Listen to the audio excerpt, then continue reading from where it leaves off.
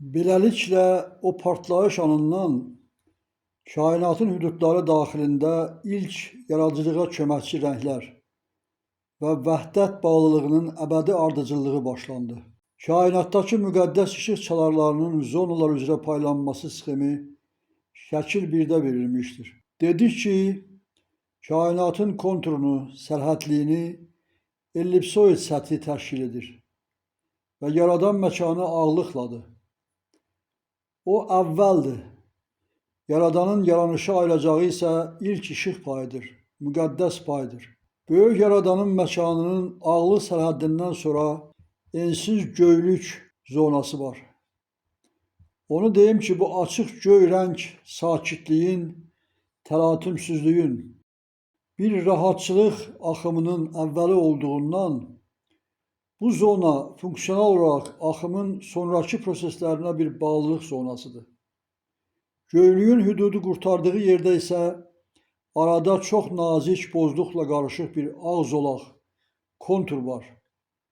Bundan sonra yaşıl çalarlı zona başlayır. O yaşıl rəngli zona cəm yaranacaq yaranış üçün bir yaradıcı mühiti, lazımi şəraiti təmin edir. Yaşıllıq sərhədliyi qurtardıqdan sonra yenə də nazik ağlıq və o ağlıqda bozluq var. Ondan sonra isə tünd qırmızılıq zonası başlayır. O tünd qırmızılıq bir proses yaddaşıdır. Bu proses ətrafdakı axın hərəkətində olan maddənin bir topluma gəlməsinin qarşısını alır və onun yenidən hissələrə ayrılıb ümumi axıma qoşulmağı üçündür. Tünd qırmızılıqdan sonra yenə də ağ zolaq var ki, bozluqla sərhədlilik təşkil edir. Bu konturun sonluğu qara ilə başlayır. O qara kontur böyük deyil və kainatın quruluşunda yaranışın ilk anının qara ilə, qaranlıqdan başlaması yaddaşıdır. Dediyimiz o müqəddəs rənglər heç də biri arasında özü üçün avtonom bir kontur, sərhədlik deyil. Proses ilkdən, yəni yaradanın öz məkanından başladığından təkrarən yenə də çox sabit hərəkətlə yaradan məkanı arasında daima əlaqəli baş verir və onunla vəhdət bağlılığındadır. Tünd qaralıq, tünd qırmızıda olan ağ işıq zərrələrini uda bilmir. Yoxsa o tünd qırmızılıqda olan yaradıcı ağ işıq zərrələrini sərf edib qutara bilərdi. Dövrü yaranış prosesi həmişə baş verərək mövcud olduğundan tünd qırmızılıqda olan boz zərrələr və xaçı çalarlı zərrələr yaşıllıq mühitinə qayıdır. Yaşıllıq mühitinə sərf edilmiş hər bir zərrə ilə birləşib axın halında göylüyə tərəf istiqamətlənir. Göylükdən bir toplum halında yaranışın ağ işıq məkanına qalxıb orada toplanmış bozluğu, xaçlığı yaradan məkanına, yaradan ətrafına qovuşdurur.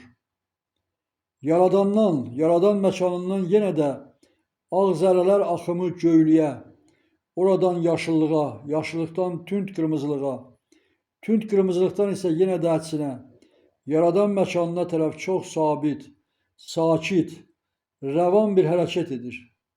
Bu ilkdəndir və ilkdən olduğu kimi əbədidir və dövrəvi bir hərəkət prosesidir. Bununla ilkdən hər bir yaranış prosesində cəm yaranmışlar heç bir maddə, heç bir varlıq itirmir. İtmir. Yalnız bir varlıq qədərindən digər varlıq qədərinə daxil olur. Ağ işıq zərrələri cəm kainatda hər bir varlığın özü ilə və ondan kənarda hərəkətdədir. Bu zərrələr hərəkəti işıq axımını bir bərabərdə, həmişə sabit saxlamadadır. O böyük partlayış dağıdıcılığa xidmət deyildi. İri məkanların yeni, yaradanın işıq toplumu ilə birliyi və bu işıq axımının təşəkkül tapmasının nəticəsi idi. Amma partlayışdan çox güclü səs dalğası və o sahədə böyük silkələnmə də yaranmışdı. Partlayış nəticəsində ilkdən işıq və isti öz qədərində yayıldı. Öz sərhədliyi xəttindən isə dövrəvi proses onda baş verdi ki, yaradanın özünə bir də qayıtdı. Yəni yaranışın, vəhdətin, kainatın ilk qanunu özünü gerçəklikdə, həyatda təsdiq edirdi. İlkin işığa, yaradanın özünə qayıtma onunla bağlı idi ki, hər bir məkanlaşmış planet heç də özü avtonom ola bilməzdi. Özü üçün ayrıca tək bir varlıq kimi yox, daima birlikdə, bir vəhdətdə, bir simmetriyada olmalı idi. Bir böyük yaradanın özünə bağlılığı, yəni mən varam, siz də varsınız. İşığım əbədi, yaranış işığınız əbədi şərti yerinə yetirilməli idi. Hər planet öz yerində bərqərar olduqdan sonra cəm kainat daxilində soyuma baş verdi. Bu soyuma prosesi baş verməsəydi, bu işıq və isti nəticəsində kainatların sərhədliliyi, kainatın həcmi durmadan genişlənər və bu proses xaosa, özbaşınalığa gətirərdi. Bunun nəticəsində daha böyük partlayış baş verər. Bundan isə hər bir tikə daha kiçik varlığa çevrilər və xaotik, nizamsız hərəkət baş vermiş olardı.